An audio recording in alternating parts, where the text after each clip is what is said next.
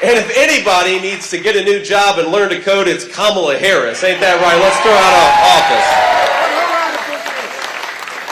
So we have a different message, President Trump and I, we have a different message. Our truckers are irreplaceable, and we are going to fight for them every single day. And that's why we're here today, and that's why we're going to keep on doing stuff the right way. Now, here's the thing that I think it's important for those, all of you get this, but I think a lot for especially our friends in the press and those watching at home. Look, if you don't have American trucking, nothing works. How do you think the groceries get to the grocery stores? From American truckers. How do you think that the things that you buy at Target or any other store, how do they get there? They get there with American truckers. We do not have an economy unless American truckers are able to do what they do so well. And we have a president right now and a vice president, Kamala Harris, who wants to raise the price of diesel, raise the price of gasoline, and have every trucker in this country drive an electric vehicle, which doesn't make a whole lot of sense, ladies and gentlemen. Now we have a lot in the state of Ohio. We have a lot of great trucking companies, just like you do here in the state of Pennsylvania. And I was meeting with some local truckers when I was in D.C. at my Senate office. This is probably 6 or so months ago. And what struck me is not just that they were frustrated by Kamala Harris's policies. What struck me is how little Kamala Harris knew about the business of trucking in this country. In fact, I guess one of them asked a senior administration official, they said, well, you guys want us to all drive electric trucks. That doesn't make any sense. And they said, no. We're going to get electric trucks to the point where they're the same price as a normal diesel truck. And so I guess these truckers asked Kamala Harris's officials, well, how much does an electric truck cost right now? And they said about $150,000.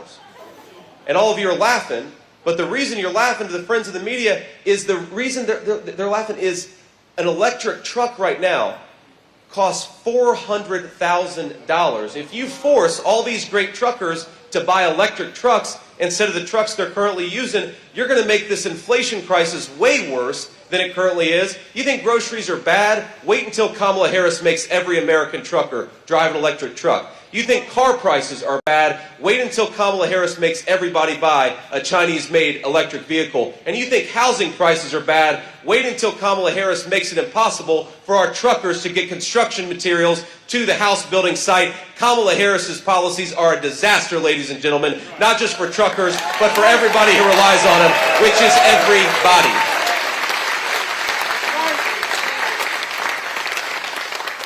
And I think we have to have some compassion for the people who've been affected by all of her terrible policies. It's one of the reasons why we've got to get Donald Trump back in the White House. Because every single day, hard-working Pennsylvanians, truckers, and everybody else, they're working harder and harder, but they're falling further behind.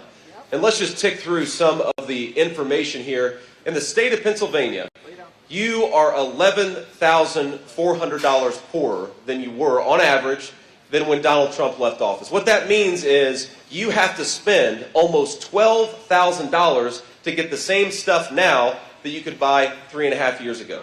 Is that prosperity? No. Absolutely not.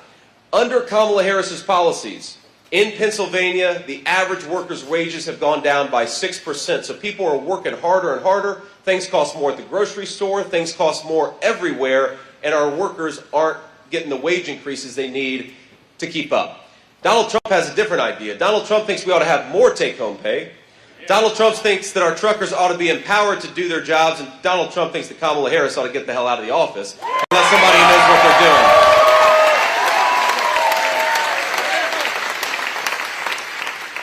Now, I want to just talk about the contrast a little bit, because let's really discuss the details, the difference between Kamala Harris and President Donald Trump. We know, of course, Donald Trump had a lot of great successes in the Oval Office, and we know Kamala Harris has not had a whole lot of successes, but let's talk about why. Let's talk about the policy details. Now, here, President Trump's view is very simple. We're going to end this terrible affordability crisis, and we're going to increase take-home pay with 3 simple things. Number 1, we're going to stop 25 million illegal aliens coming into this country competing for wages against American workers. We're going to stop ridiculous job-killing regulations like the EV mandate. Let's buy American-made stuff, not Chinese-made stuff.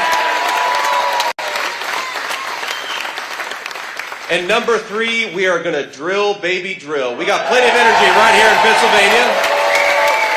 Let's get it out of the ground with Pennsylvania workers.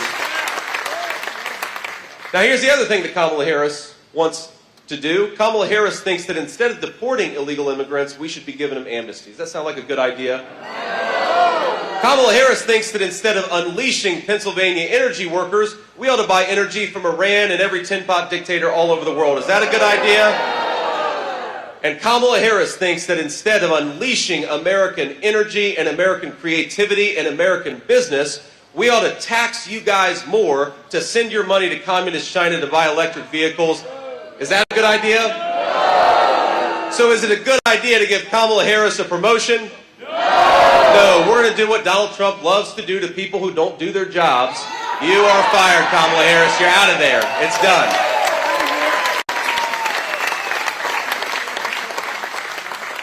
Now, the president actually just called me. I was sitting back there backstage, and the president called me, and he said, you know, the crazy thing is, JD, that Kamala Harris, she's pretending that she agrees with us on everything. And if you look at her campaign the past week and a half, she pretends that she agrees with Donald J. Trump on every issue. She is running a copycat campaign. And I said, Mr. President, I think I figured out what's going on. She wants my job. She's realizing that they don't have any chance. She's going to ditch Tim Walz, and she wants to run alongside Donald Trump. She's pretending she agrees with you on everything. But we can't let her pretend, ladies and gentlemen. We have to remind people of the real record. Kamala Harris wants to defund the police. Kamala Harris wants to ban fracking.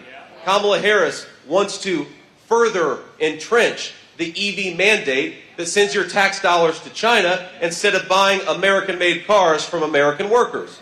Kamala Harris has said all these things on videotape, and as much as she wants to pretend she agrees with Donald Trump, I have a suggestion, Kamala Harris.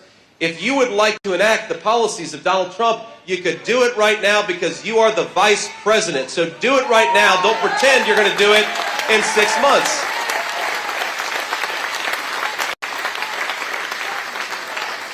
Now, I've been in politics for all of 2 years, and I've met some pretty shameless politicians. But I've never met anybody who, as the sitting vice president, could stand before a crowd and say, on day one, we're going to tackle the affordability crisis affecting American families. It's like, Kamala, day one was 1,300 days ago. You've been the vice president for 3.5 years. If you want to get to work, start now. Don't make promises. Start doing it now.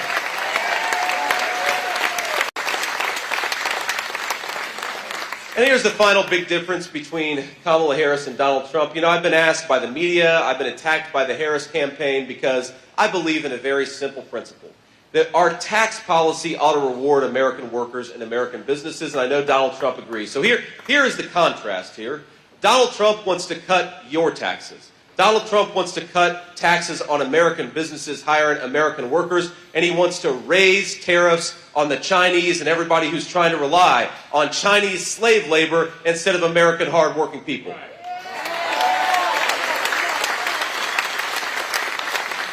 And Kamala Harris wants to raise your taxes and cut down on the tariffs that are making it harder for people to cheat and use Chinese labor instead of American workers. It's ridiculous.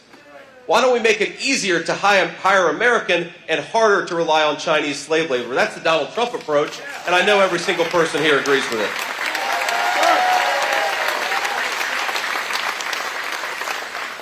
So let me leave you with one final thought here, and then I want to kick it over to our illustrious media to ask some questions. It's very simple, my friends. Look, we have the best country in the entire world. I've been flying...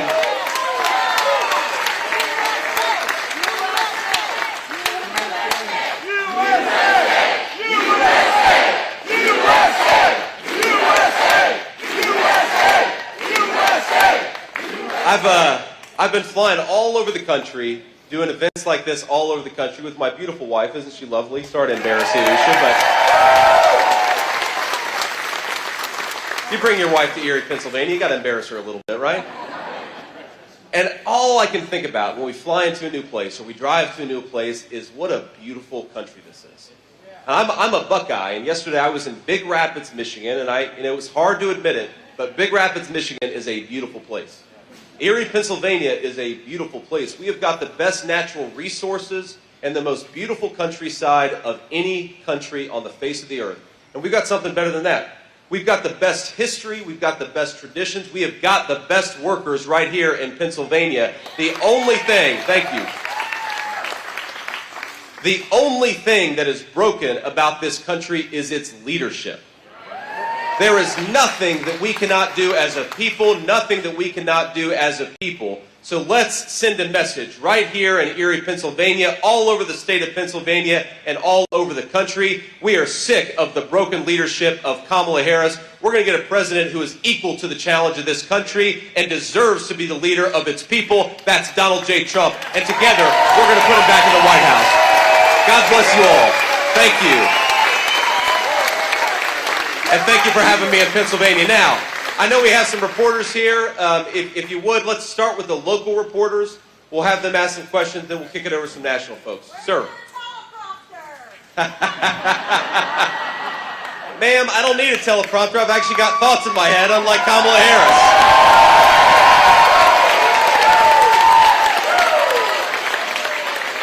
Good evening, Senator. Thanks for coming to Erie County, Pennsylvania. Philip Ward from Erie News Now. Senator,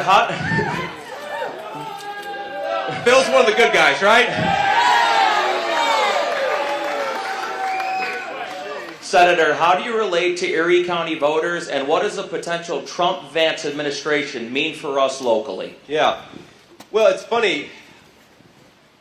Driving through Erie, Pennsylvania, I could not help but think how much this reminds me of my hometown in Middletown, Ohio, right?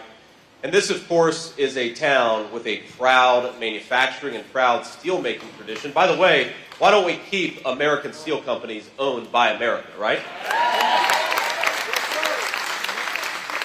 But a proud manufacturing tradition, and all I could think driving through Erie is, this is a beautiful place, but it has been left behind by a lot of stupid policies from people like Kamala Harris.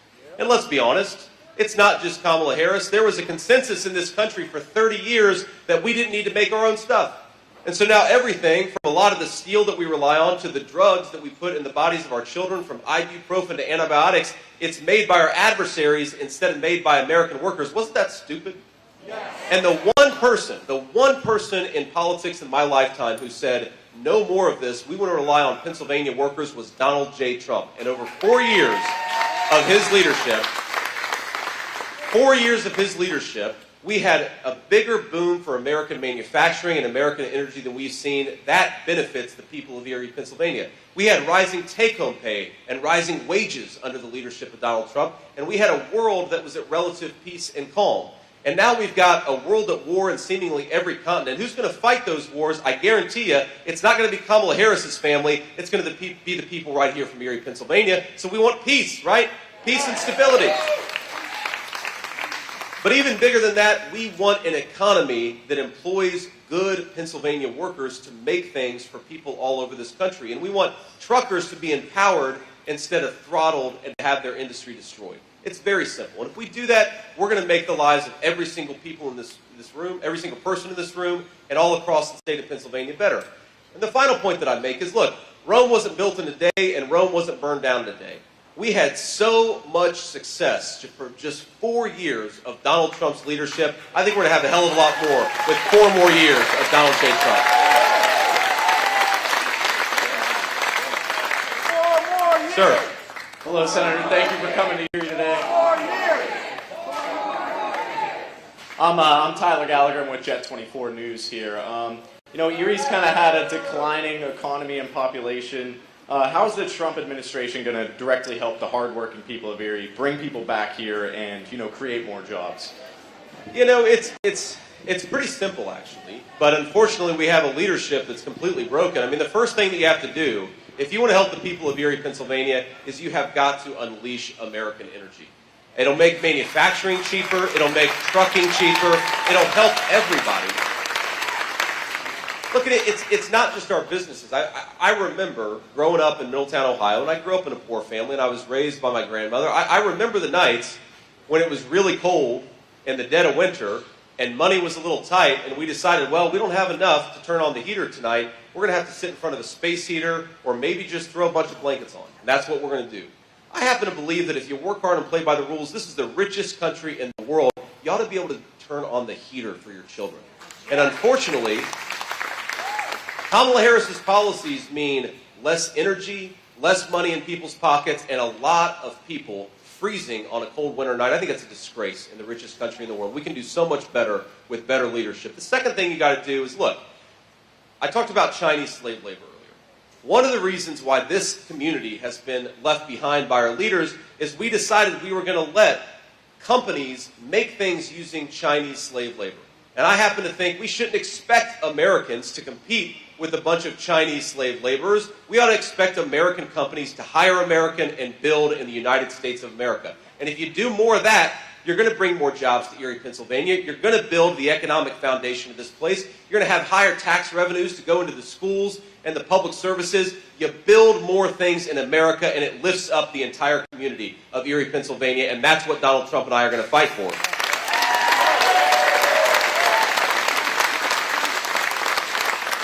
And then the final thing is, look, the number one issue when I go to places like Erie, Pennsylvania, is inflation. The number two issue is, why did Kamala Harris open up the southern border and let these cartels bring in the poison that's killing our families? It's ridiculous. We've got to stop doing this craziness. She said on day one she wanted to open up the border. She said on day one she wanted to suspend deportations. She said on day one she was going to end Donald Trump's Remain in Mexico policy. Donald Trump has a different message for illegal immigrants. Pack your bags, because in 6 months you're going home.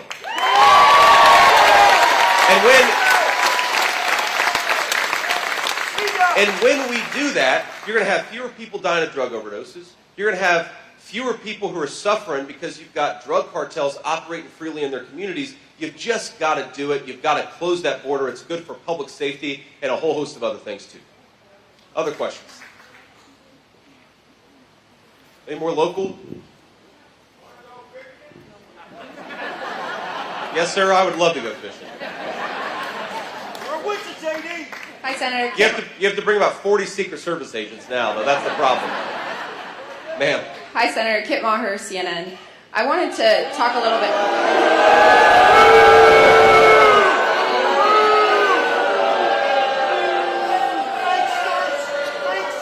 Thanks, Senator, for taking my question. I wanted to expand a little bit more on your phone call with Governor Brian Kemp. How did Trump go from calling him disloyal and average governor to praising him and thanking him for his support? And why is it so important to have his support and a unity there? Well, look, because we're a big tent party, the president just got RFK's endorsement. He just got Tulsi Gabbard's endorsement. And on the other side, he's got Nikki Haley's endorsement. He's got Brian Kemp's endorsement. He is the president of common sense in this country. People are sick of being lied to, and they're sick of the craziness. Now look, the president has some personal disagreements with Brian Kemp, and Brian Kemp has some personal disagreements with the president, but they're both big enough to put the country over personal interests, and what they will both say is, and I think that people from across the political spectrum should take something from this, that Brian Kemp is willing to say this country is so important and we cannot let Kamala Harris become its president. And it's important that Donald Trump, despite the fact that he has disagreements with a number of people who have endorsed him, he's willing to say, we are the big tent party, we stand for common sense and sanity, and we've got to kick that insane politician named Kamala Harris out of the White House.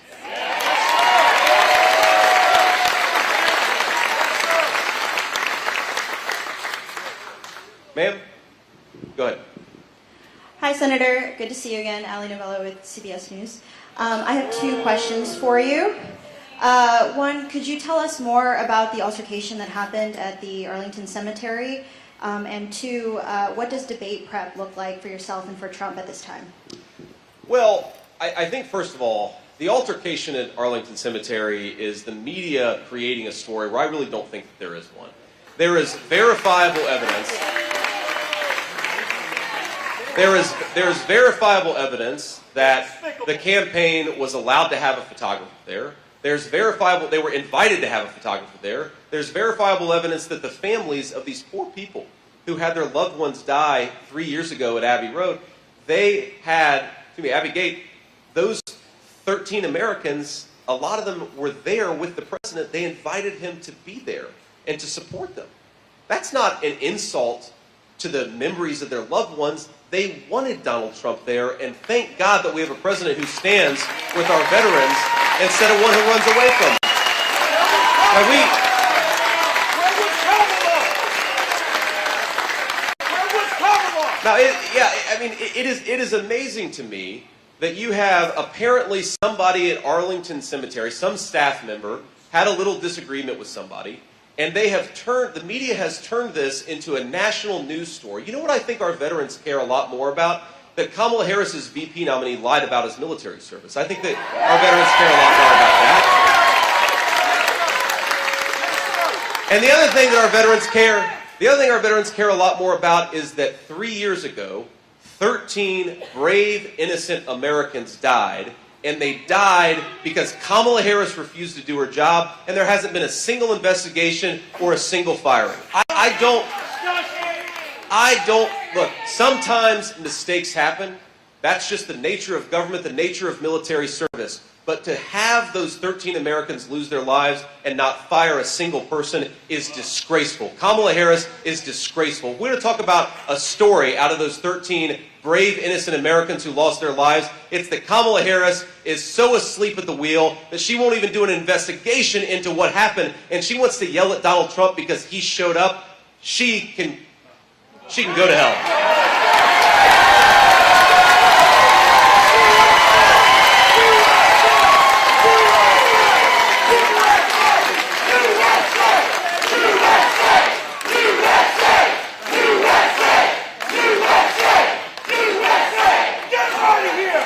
Thank you, sir. One more. Any other questions here? Ma'am. Oh, sorry, debate prep. Look, the way I'm doing debate prep is by spending time with these fine people. This is how I do debate prep. Is you get out there. You get out there, you talk to people, you talk about the issues that matter. We don't need to prepare for a debate with Tim Walz. We need to get out there and talk. We need to get out there.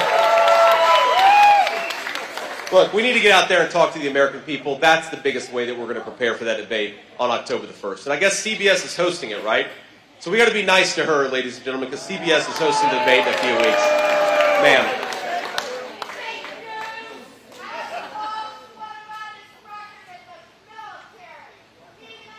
That's right. Do your job. Thank you, Senator. Surin Kim with ABC News.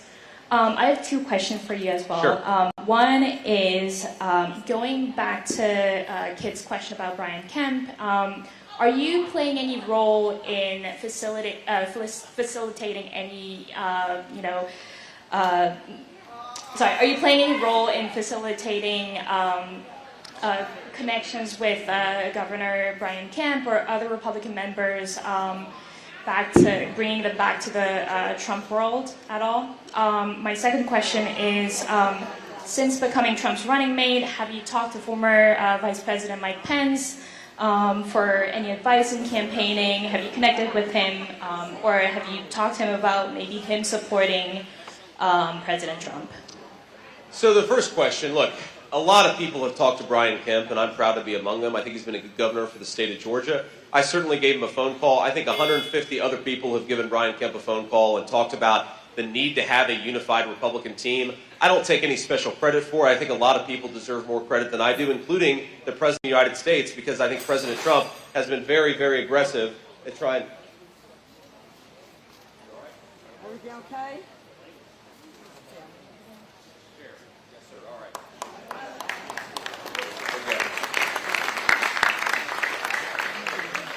It's so humid in here. I thought we lost one of our Secret Service agents. I was worried about him, but we're good. God bless you, man. Glad you're okay. But look, the media, here's what the media wants to tell a story that somehow I have been the peace broker between Brian Kemp and Donald Trump. It's just not true. I reached out to Brian Kemp. I encouraged him to support the president, and he didn't take much persuasion. He wanted to support the president because he thinks Kamala Harris is going to be a disaster.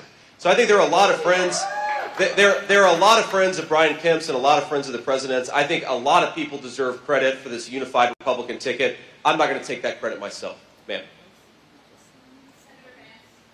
Can you hear me? I can hear you. Senator Yep. Vance, Emma Go Barnett ahead. with NBC News. Thank you so much for taking all of our questions. 2 questions, one local one and one international one. First of all, what are some of the specific policies you would implement to improve the lives of truckers in Erie, Pennsylvania? And then also, last night, Israel launched the largest raid in the West Bank in at least 20 years. Should the Israelis ask for American boots on the ground from a Trump-Vance administration, would you oblige, and how would you respond to these current events? I don't want to put American troops on the ground for anybody's wars but ourselves. Right? That's a very important principle. And I say that.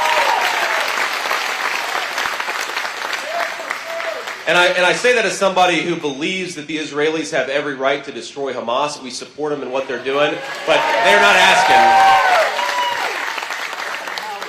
They're not asking for American boots on the ground. They can take care of business themselves. They just need a vice president or a president who allows them to do the job instead of trying to take Hamas's side over Israel's, which is not what Donald Trump and I are going to do.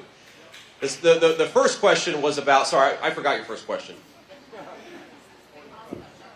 The first question was about specific policies that would help truckers. Erie Yep, truckers. that's good. That's right.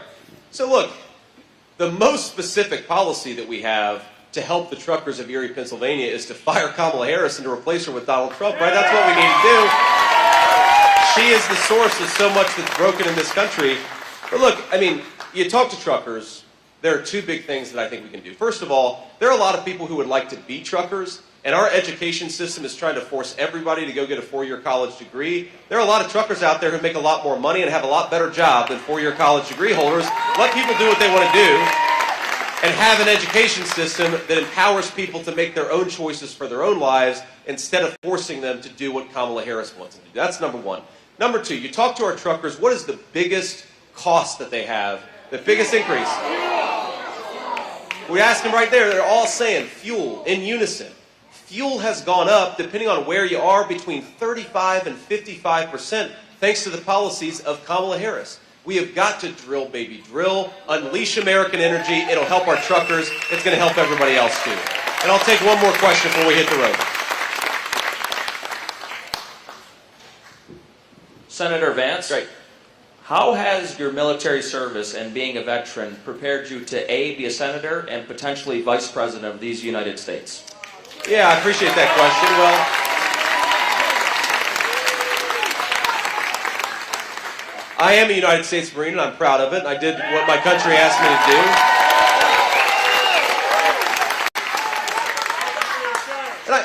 And I'd say the Marine Corps gave me 2 perspectives. Number 1, what's great about the Marine Corps is whether you're a 19-year-old kid or a 23-year-old fresh out of college or a 45-year-old who's been in the Marine Corps for 25 years, the Marine Corps demands that you occupy positions of leadership. And it lets you make mistakes, and it teaches you how to improve from those mistakes. But the Marine Corps is the first taste I got of real leadership, and that's the most important quality in a vice president. You got to be able to lead people. Okay, that's what the Marine Corps taught me. The second thing I'd say is it gives me a fresh perspective on the problems that a lot of our military families and a lot of our troops are facing. And one thing I learned in the Marine Corps is perhaps the most precious resource that we have in this country is the lives of our young people who put on the uniform and are willing to sacrifice it all for the United States of America. That is a precious, precious resource, a sacred. And it really is a sacred thing. I mean, you've got kids, some of the kids I served with in the Marine Corps, you had a guy, a Puerto Rican guy who grew up in poverty in the Bronx. I had a guy who grew up in a rich family in the suburbs of Maryland. We had my background. We had a kid who grew up from California. You meet people from all over this beautiful country, and they all are united by a common objective. And that's an amazing thing. That's really a sacred obligation that the president and the vice president has to take care of those people. And yes, sometimes you've got to send them to mess things up and fix the American people's business, but you only do it when you have to. And you treat that resource with care. And when, as Kamala Harris let happen, you let 13 people die because you screwed up and didn't do your job, you at least got to have an investigation and figure out what went wrong so you don't do it the next time. You got to respect the troops, and that's the number 1 thing I take from my time in the United States Marine Corps.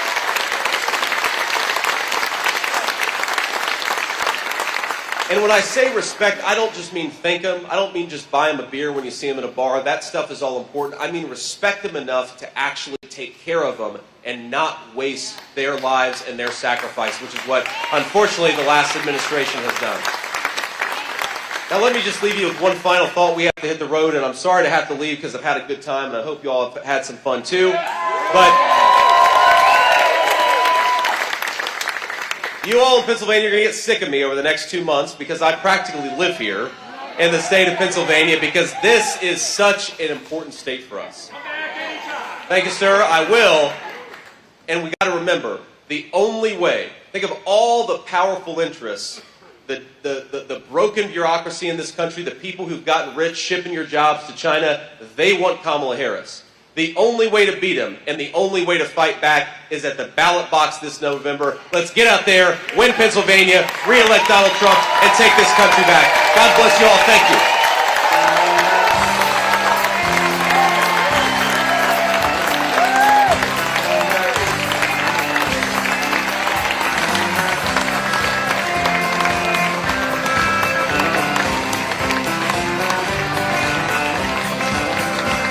Why don't we liberate these United States? We're the ones who need it worst.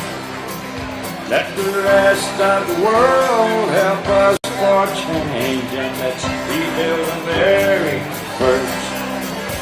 Our highways and bridges are falling apart. Who's blessed? Who has been cursed? There's things to be done all over the world, but let's rebuild America first.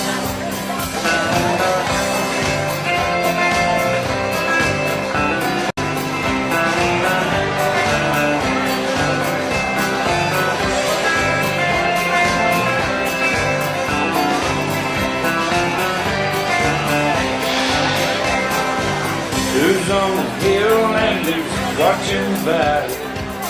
Who's in charge of it all? God bless the army and God bless our little chief. Jack got the rest of it all. Enemy in position and backing away. Freedom's stuck in reverse. Let's get out of Iraq, get back on the track, and let's rebuild America first.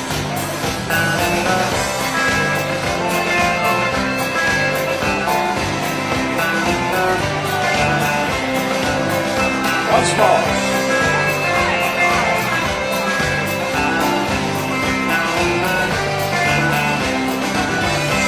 Why don't we liberate these United States? We're the ones who need it the most. You think I'm blowing smoke? Boys, it ain't no joke. I make 20 trips a year, coast to coast.